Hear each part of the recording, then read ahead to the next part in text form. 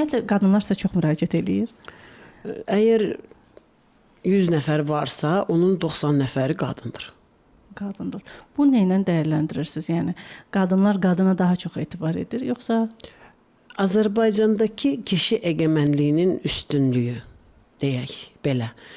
Çünki Azərbaycan biraz daha tutucu və yığcan bir mentalitetə sahib olduğu üçün və nə qədər də Avropalaşma var desələr də, bizim özümüzün keçmişdən gələn o adət, ənənələr və bağımlılıqlar, iplər çox dərin və qalındır.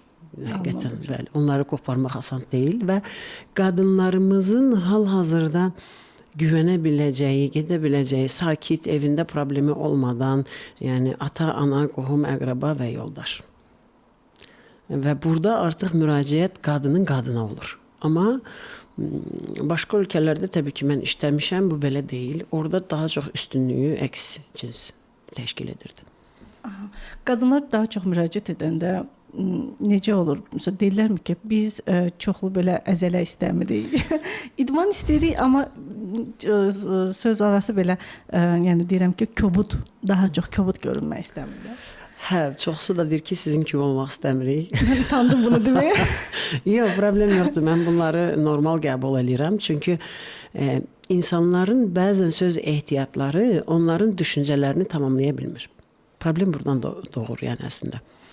Amma bəli, gələn qadınların %80-i deyir ki, mən çox güclü olmaq istəmirəm əslində, mən istəyirəm ki, biraz nə bilim, qarın nahiyəm yığılsın, biraz qollarım ərisin. Yəni əslində onlar özləri üçün də gəlmir. Onlar cəmiyyətin onlara qoyduğu standartlardan dolayı gəlir. Necə yəni? Yəni cəmiyyətin bir standartı var və o standartlara uyğunlaşmaq üçün, mən idmana getsəm bəlkə arıqlayaram, bəlkə yoldaşım məsəl üçün mənə, yəni kök olduğum üçün mənə fərqli baxmaz və yaxud da qonşumuz mənə, sən köksən dedi, belə düşüncəyə düşməz.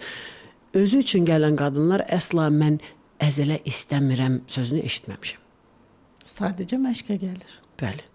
Mən gəlmişəm, mən həyatımı dəyişəcəm.